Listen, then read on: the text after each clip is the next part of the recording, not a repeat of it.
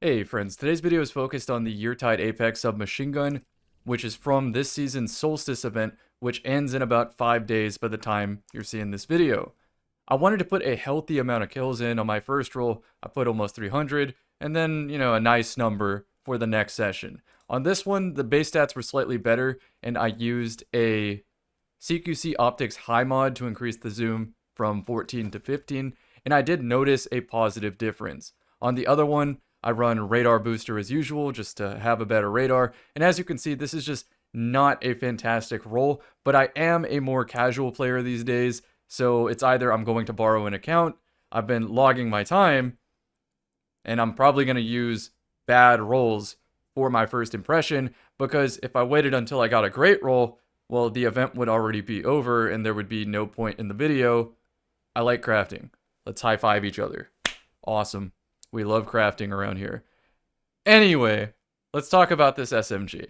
It is a lightweight frame, and it also has target lock to take it from a 0.73 time to kill to a neutral 0.67, and you don't even need to build into the weapon stat like you might need for some other SMGs with target lock. Next thing to mention is they changed the way mobility works. So at the start of this expansion, the mobility stat was actually bugged. Titans and Warlocks were supposed to start with 30, and Hunters were supposed to start with 40, but it turns out we had 0, so we weren't even able to use the full power of the strafe. And I'm sure somebody's eventually going to give us the exact numbers of what these do, but for now, I'm going to assume that with a lightweight weapon and Peacekeepers and 3 enhanced athletics that I am at the max strafe possible, and when you combine that also with Tech's balance stock, tag them from the hip, then you get a faster movement speed while aiming down sights. I am telling you, people whiff their shots all around me. However, you might not have ever seen a fusion rifle whiff a shot, and that is the problem when I'm using submachine guns right now. Let me just give you a quick summary of this weapon though, since that's what the focus is today. You might feel FOMO'd out for the PvE rolls because you can get something like Heal Clip and Chaos Reshape to have the ultimate healing gun. I'm sure you can search for a PvE review and find a lot of solid options there. But for PvP, there are alternatives that give similar output and feel.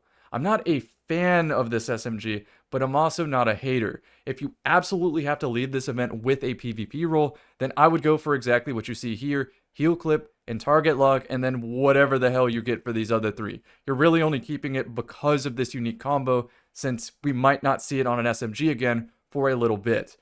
As for lightweight Target Lock submachine gun specifically, I think I really prefer multi-mock. Just pretend that instead of kinetic tremors, this would be target lock.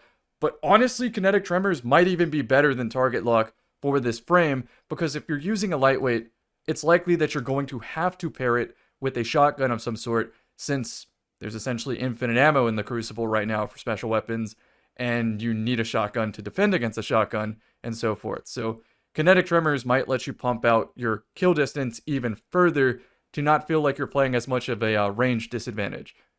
But anyway, this has more base zoom, and it has rangefinder, and you don't have to run radar booster here. You could also just run CQC Optics high and have a 16 zoom SMG, which is going to magnetize bullets. You could argue that Heal Clip's better for multi-kills, but if you always land all your shots, you might kill them before they even damage you, and then you can also use Devour and stuff like that. So for that reason, I prefer multi-mock. You could also say that you could use Chaos Reshaped with Gemini Jesters or something to keep the perk up to get extra healing, and then also maybe Slice so that you're winning your duel taking less damage because they're dealing less damage. Now let's talk submachine guns in general. Again, special ammo in PvP might as well be infinite, and you'll see that in today's gameplay. So the problem with SMGs right now is that if they don't have enough range and ease to step out of slug and fusion rifle distance, they'll typically lose. And alternatively, if you plan to be in that distance anyway, Last Word and P-Spawn make light work of, let's say, average experienced players who abuse green ammo. Aside from the niche exotic SMG options like Teraba, the only real standout choice that competes with the best is, in my opinion, a target lock precision with a moderate weapon stat. I don't know the exact number, but I think it needs between 2 and 3%. Otherwise, exactly what I said. Just use a best-in-slot lightweight and bring a shotgun yourself. So back on Yeartide. It's a solar weapon, so specifically this season with the artifact, You get Fever and Chill, which gives you Radiant, which might make it overall more consistent. Final thing to talk about in this video so you can make sense of the gameplay is the Bushido armor bonus. Final blows with freshly drawn weapons or reloaded weapons heal you. Peacekeepers gives you a swap speed benefit. So as long as I keep switching between my shotgun and SMG and then reloading with heal clip, I can double stack this. The Trials armor also has a very beneficial trait, which is if you pick up green ammo off the floor, it heals you. So you can combine both of those, even purposely leaving ammo bricks on the floor as a future heal, and demolish teams, get multi-kills. I do want to mention another FOMO weapon that you cannot obtain anymore, which is the No Survivors. I tried it for a clip you'll see in the video, just to compare how easy it felt to get longer distance kills, and honestly, the difference between 63 and 41 range in a different archetype is staggering. I felt like I had aimbot on this one, whereas I was struggling to hit shots with Yeartide. But I bring up the Trials armor set to say that with the Gravity Well origin trait, reloading this weapon automatically gathers nearby ammo. That should heal me, no? Let me know in the comment section. I haven't stepped in the Trials because it didn't look interesting, I didn't like the maps, and I'm only at like 300 power, so I'm not even getting tier 4s and tier 5s anyway, and I kind of want to wait to optimize my armor set until tier 5s, and I don't even like playing Trials, so I'm not going to do that. So let me know in the comment section if that makes sense, or if that works. Okay, so that would be my recommendation for armor set bonuses. So you're stacking all the healing possible to get multi-kills, which I think is the fun of using an SMG. As for the build today, I do go into that in the gameplay itself, like I commentate and explain it. I was not using Drenger's Lash, I was using Diamond Lance, but I think I end up liking this better, even with Thruster, but it can also be amazing with Towering Barricade if you're playing 3s. I also switched off Shiver Strike since now I have such a low melee stat that I don't even feel like I have it up enough. I'm just using Shoulder Charge over the head of people and hoping that, especially since I'm on console, that they have Tony Stark creating a new element type of sensitivity and I break their ankles. But yeah, Drenger's Lash is basically here, not because of the Strand Suspend, but because of Facet of Solitude, so I can make free tangles off my SMG time to kill. Now, I was trying Arc Titan.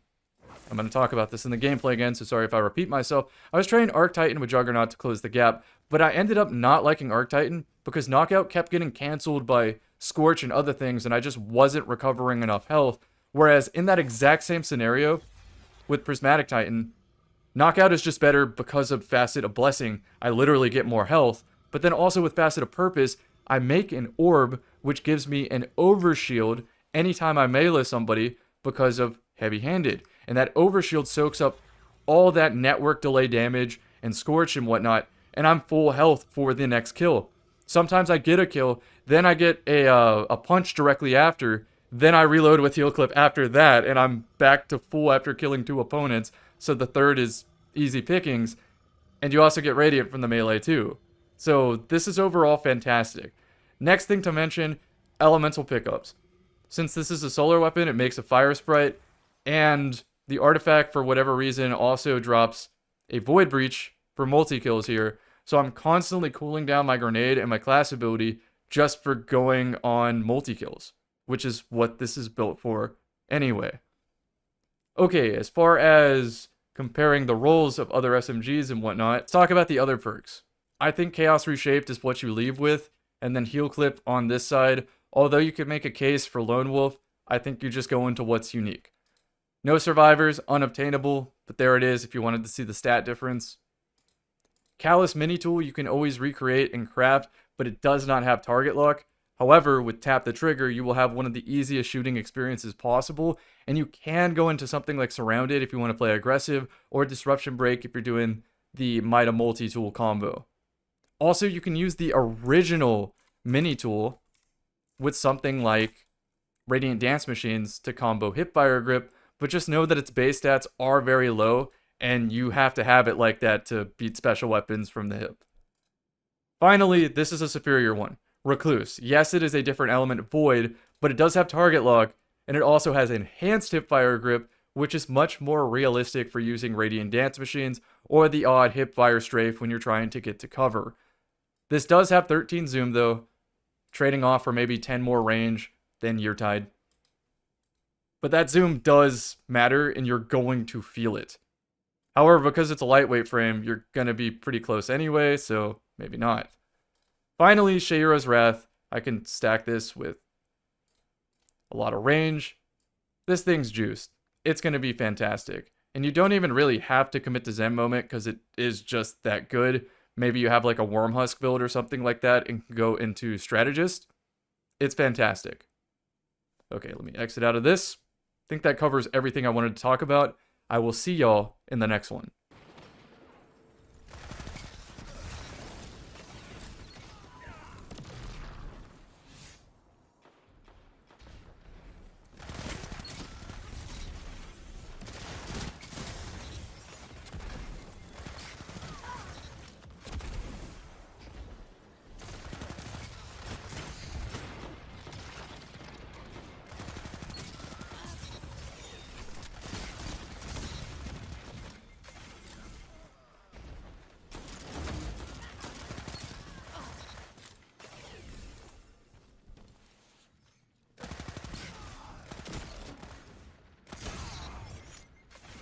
Alright, burnout starts pretty fast.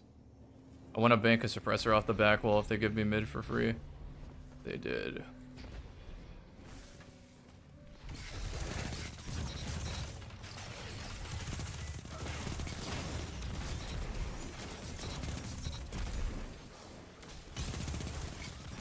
Beautiful.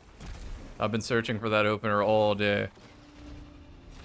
And Target Lock got to do some work too.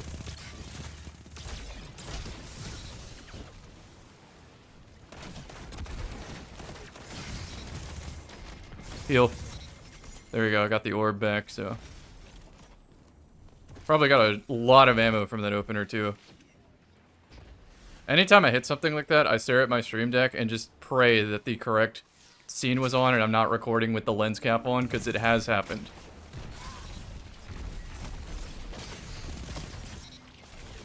And I also tried to use a snipe with this loadout, and it was just terrible. Because this SMG operates in shotgun distance. Even if I had a roll with more range, it's still shotgun distance. So if I don't also have a shotgun, I can't get curious. Talked about that in previous critiques of the PvP sandbox and whatnot. But you feel it so hard in infinite ammo territory. Shouldn't have teabag strafed. Probably would have had me.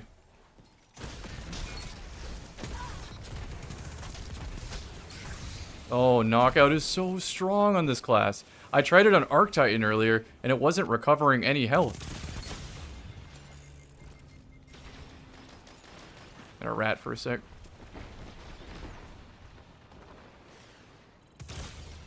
Hold on, he's kind of weak.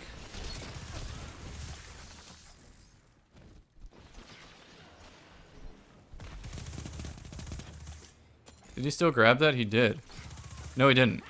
Thought he did. So yeah, it turns out like Arc Titan Knockout just doesn't give me as much health. It's the Facet of Blessing or whatever it's called. And the Overshield from Heavy Handed and Purpose. That is making a big difference on just how much value I get out of a punch. Don't get me wrong, I was using Juggernaut to close the gap, but I'm closing the gap into a fusion rifle or a slug shotgun, so it's like, what's the point?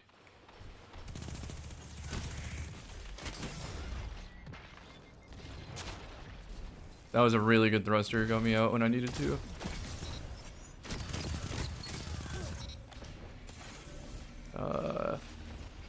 It'll be B on my back in a sec. Oh, I can pinch with my team right here, though. Alright, this is deleting. This is doing good. It's more consistent than it's felt all day.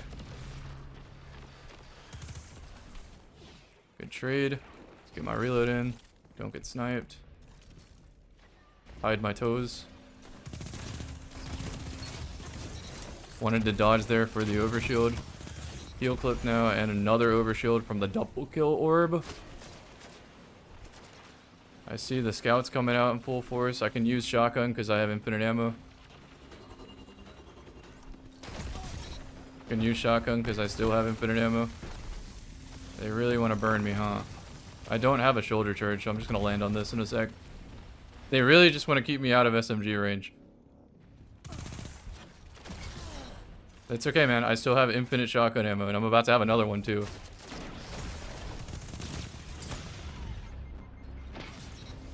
I still have more.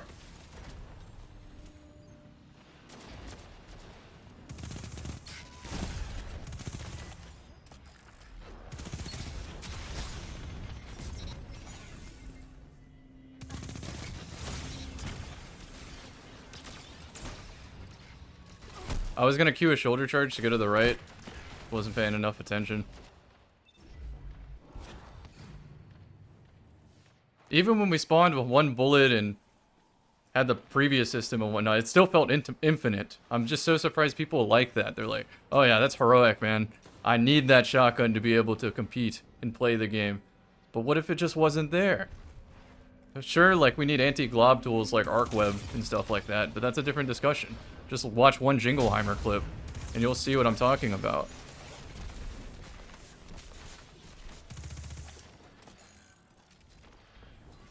Need to get used to swapping my weapon more for Bushido. I'm using this. That shit is basically like a super.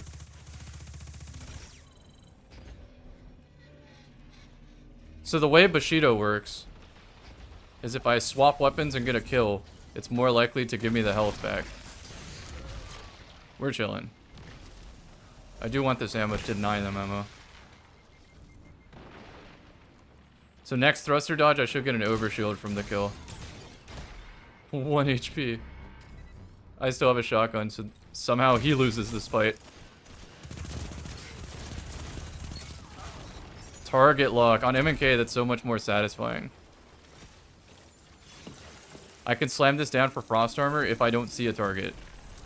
And it might end up happening that way. I can't pull out my ghost with this? Yeah, frost armor it is. Let's get my assist. And since my abilities are low, I think now is a really good transcendence moment.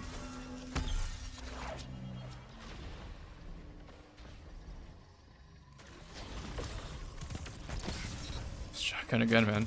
It's actually so ridiculous. I thought of thrustering early, but I also thought I would hyperglide and fuse to the floor, so it wouldn't actually let me move anywhere. Just needed to throw a better nade. Both that suppressor and that transcendence. But this is a highlight game, by the way. You know it's a highlight game. This does not show the other 200 and... How many kills did I get? Well, half of those were shotgun. These do not show the other 280 kills where I get bullied by special weapons. Basically, what I was doing to them with the shotgun, other people were doing to me. Because sometimes I get lobby balanced in a way where my teammates are not soaking up green, and they're not soaking up abilities like that Voidwalker melee that otherwise prevents me from wiping the whole team. So that is the difference maker. If you don't have to fight special, it's pretty decent. In fact, with more range, it would be very, very functional. But because special exists, you're probably better off using something like Sheira's Wrath. But if you had to use this archetype, you also might be better off using Multi-Mock in the other slot because of Skulking Wolf. The likelihood of you being 1 HP when you win a duel and being able to get off the radar to close the gap again for the second duel, and if they don't know you're coming, they don't know to have a shotgun in their hand, so therefore you have a better chance. Hope you enjoyed this first impression. I'm not a fan, but I'm not a hater of this thing.